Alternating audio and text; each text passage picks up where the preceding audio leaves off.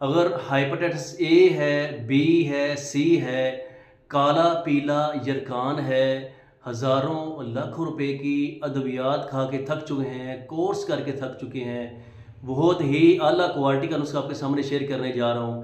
انشاءاللہ اس کے استعمال سے کالا پیلا یرکان، ہائپیٹائٹس اے بی سی جڑ سے ختم ہوگا اور اللہ کی ذات شفا دے گی۔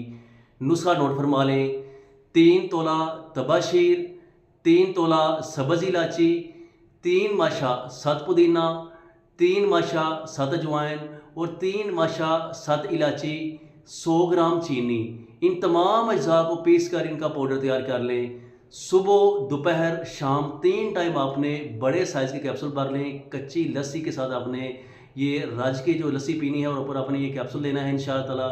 اس کے استعمال سے ہائپیٹائٹس اے بی سی انشاءاللہ جڑ سے ختم ہوگا، کالے پیلے یرکان سے انشاءاللہ نجات ہوگی اور اللہ کی ذات شفا دے گی۔